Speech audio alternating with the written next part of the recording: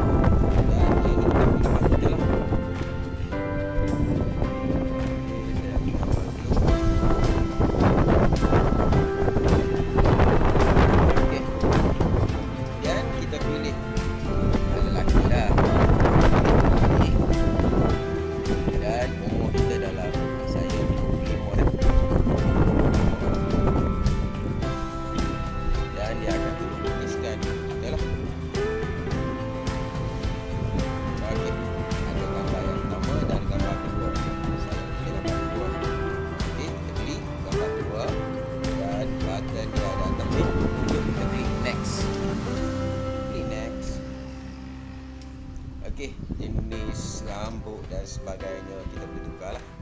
Nak contohnya saya nak janggut dan sebagainya, kita boleh scroll untuk dapatkan janggut dan sebagainya lah.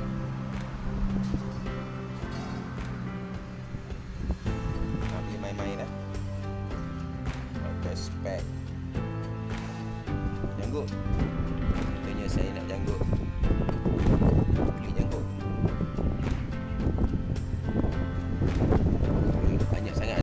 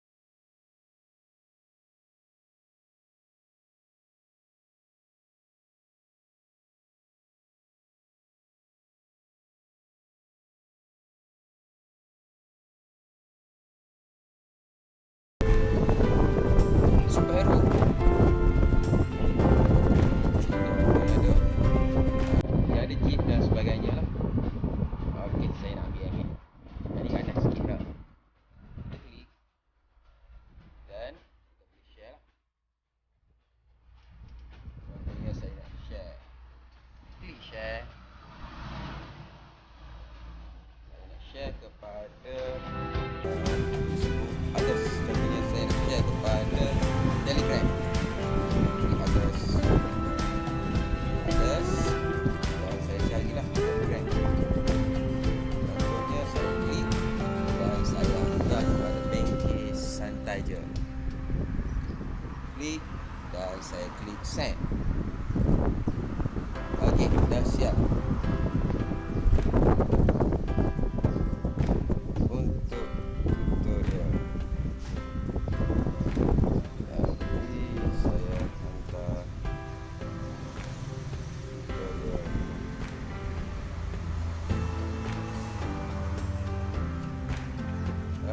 Siap. Dan MojiPop ni dia banyak lah. Contohnya saya nak cari gambar lain lagi, boleh lah. Okay, bawah sampai bawah. Dan yang